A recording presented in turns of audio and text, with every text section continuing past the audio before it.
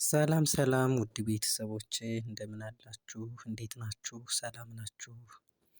በያላችሁበት ሰላማችሁ ይብዛ። ጾም እንዴት ይዟችኋል? ኦርቶዶክሳውያን እህቶች ወንድሞች እንዴት ናችሁ? በሀገር ውስጥም በሀገር ውጭም የምትኖሩ እንዴት ይዟችኋል? ሰላሙ ሁሉ ሰላም ነው። ዛሬ አንድ ደስ ያለኝን ነገር ላካፍላችሁ ነው የመጣሁ ውድ ቤተሰቦቼ።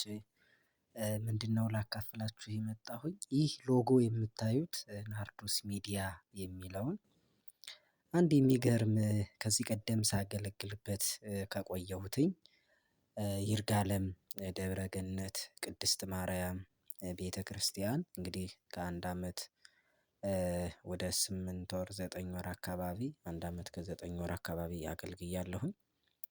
ካገለገልኩበት ደብር ላይ በጣም ዲያቆናቱ መልካም ናቸው እውነት ለመናገር በአፍ ሳይሆን የትኛውም ሰው ጋር እንደው ሰላም ሆኜ ነው የመጣሁትኝ ዝውውር የተደረገልኝና ወደ ሀዋሳ እና እዛ ጋር ዲያቆናቱ ነበሩና እንደው የሚገርመው ዛሬ ደርሼ ወደ ቴሌግራም ብዙ ጊዜ አልገባም ነበር እና እንደ አጋጣሚ ስገባ ቴሌግራም ላይ ይህንን ሎጎ አገኘሁት።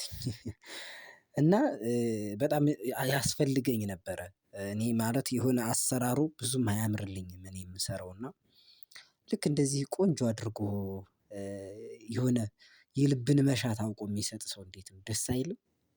አሁን የልቦናችንን መሻት አይቶ የሚሰጥ መድኃኒዓለም ነው። ግን ልስራለት ለመምህር ጳውሎስ ብሎ ይህንን ሎጎ እንደዚህ ተምኔል ምርጥ የሆነ ሎጎ አዘጋጅቶ ለኔ ልኮልኝ ደስ ብሎኝ ነውና እንደው እድሜውን ያርዝመው ዘመኑ ይባረክ ድቁናው ከማርና ከወተት ይጣፍጥለት ለክህነት ያድርስልህ በሉልኝ